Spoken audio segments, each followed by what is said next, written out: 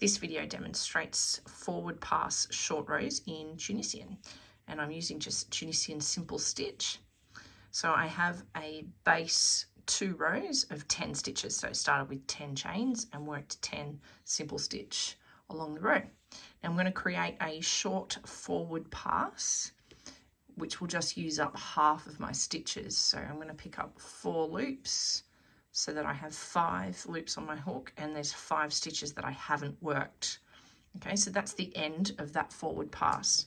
Now, when you're just starting out on short rows, or even if you're an expert, for this technique that I'm going to show you, it does help to place a marker in the front and the back loops. It's a bit blurry there, I'm sorry, but there's my marker in the front and back here. Okay, because we're going to use those loops a bit later.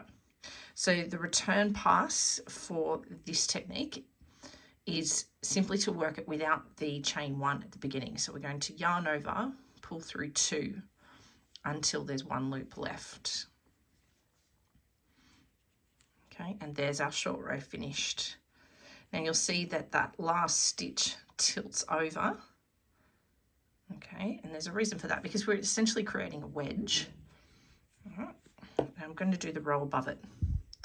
Okay, so I'm going to pick up, there's my 1, 2, 3 loops. It's the first 3 loops, and now I need to pick up the 4th stitch that I did in the short row, and this is why I did the marker. So what you do is, just like on an edge stitch, you want to put your hook in behind the front and the back vertical bars. Okay, and because you didn't do that chain, sometimes it can be tricky. I'm working in pretty thick yarn here. Okay, so that's easier to see, but if you're working in something thinner, it can be tricky, so that's why the marker is helpful. So I've popped my hook under those 2 loops that the marker is holding on to and pick up 1 loop. All right, I'm going to leave the marker in there. Then I'm going to finish the rest of this row like a normal row. So with short rows, the row above the actual short row, you do have to adapt and do a slightly different technique if you want it to look good. So I'm just doing a standard return pass now, which starts with a chain 1 and yarn over, pull through 2 until the end. So you don't need to do anything different on the return pass of the row above. Okay, so there's my short row. Now there is a little hole here, and it's going to plug up once I do the next row.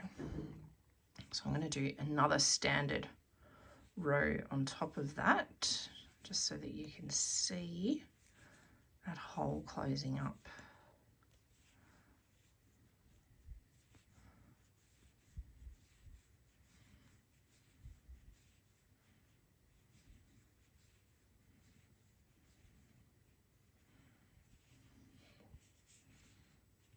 Take that marker out now.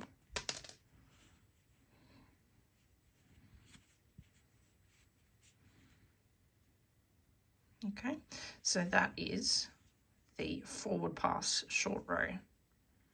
Now, just for those that might be interested to see what else you can do with it, I'm going to do 2 short rows on top of each other now.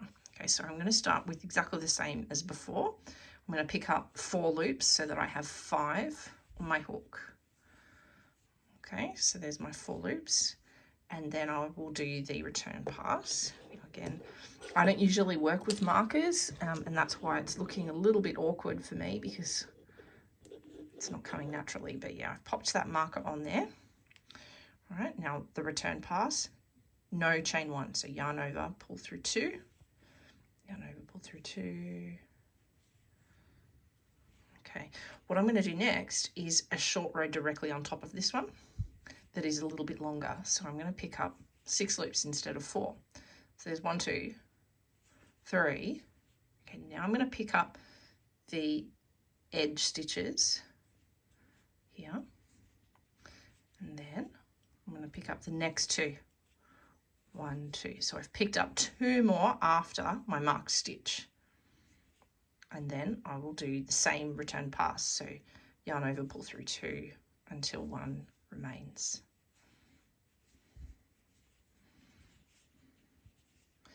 Okay, so it's created more of a wedge, and you can keep going if you want to. All right, I'm going to do a full row now.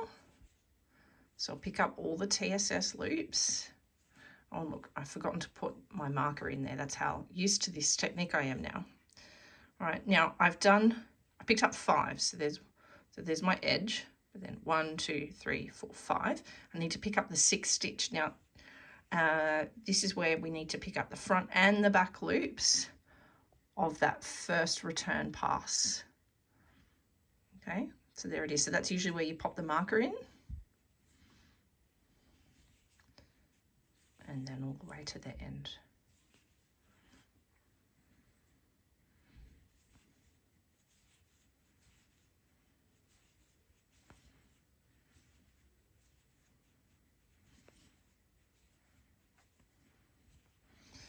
Okay,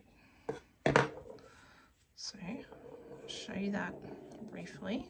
Now, if I take that marker out, it can be tricky to see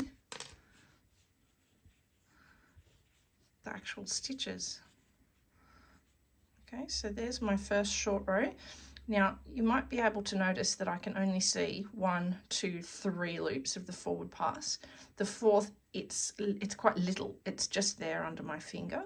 Okay, and then here's the next row where I picked up 6. 1, 2, 3, 4, 5, and the 6th again is quite little. Okay, and then the full row on top. So you see how we have a bit more of a triangle shape almost, where the starting edge rows, there's more than there were at the end. Okay, and I'm right-handed, that will be on the right.